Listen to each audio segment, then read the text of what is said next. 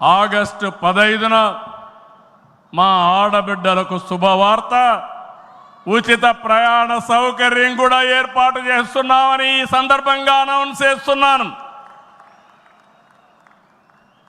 ఇవన్నీ చేస్తూ ఈరోజు మీరు గుర్తుపెట్టుకోవాల్సింది, ఈ మీటింగ్లో చెప్తున్నా, ఎన్నికల ముందు చెప్పాం, సంపద సృష్టించాలి, ఆదాయాన్ని పెంచాలి, ఆ ఆదాయాన్ని తిరిగి సంక్షేమానికి ఖర్చు పెట్టాలి, మళ్ళా అభివృద్ధి ఖర్చు పెట్టాలి.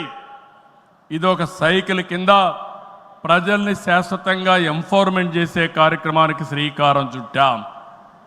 ప్రతి ఒక్క వ్యక్తికి రాష్ట్రంలో ఒక భద్రత ఇవ్వడం మన బాధ్యత.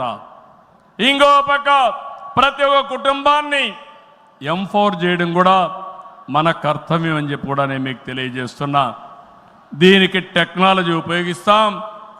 నేను ఇప్పటికే మీరు చూస్తూ ఉంటారు, కడాన మన కార్యకర్తల్ని ఎంపిక చేయాలన్నా, మన నాయకుల్ని పదవులకు, పార్టీ పదవుల్లో, ప్రభుత్వ పదవుల్లో ఎంపిక చేయాలంటే కార్యకర్తల అభిప్రాయాన్ని, ప్రజల అభిప్రాయాన్ని తీసుకునే ఈ పార్టీ ప్రభుత్వ సర్వీసుల పైన కూడా ఎప్పటికప్పుడు ప్రజాభిప్రాయం సేకరించి ఎవరైనా అధికారులు పనిచేయకపోతే పని చేయించే బాధ్యత, ప్రజల అభిష్టం ప్రకారం పనిచేసే బాధ్యత మనం తీసుకుంటామని మరొకసారి తెలియజేస్తున్నా. అందుకే టెక్నాలజీ మొట్టమొదటిసారిగా ఐటీ మినిస్టర్ గారి ఆధ్వర్యంలో వాట్సాప్ గవర్నెన్స్ తీసుకొచ్చాం. ఇదో గేమ్ చేంజర్. రేపు రాబోయే రోజుల్లో మీరు గుర్తుపెట్టుకోండి, ఎక్కడికి పోయే పని లేదు. దర్జాగా ఒక మెసేజ్ ఇస్తే ఆ పని చేసి మళ్ళీ రిపోర్ట్ చేసే బాధ్యత ఆ అధికారి తీసుకుంటాడు.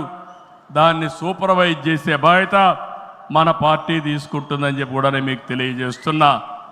దీనివల్ల అవినీతి పూర్తిగా తగ్గిస్తాం. ఇంకొక విషయం కూడా మీ అందరికీ చెప్తున్నా, భవిష్యత్తులో ఇప్పుడే కాదు, డీబీటీ కోసం, డైరెక్ట్ బెనిఫిట్ కోసం పోరాడిన పార్టీ తెలుగుదేశం పార్టీ. నేను డిజిటల్ కరెన్సీ రిపోర్ట్ ప్రధానమంత్రికి ఇచ్చినప్పుడు వారిని ఒకటే రిక్వెస్ట్ చేశాను,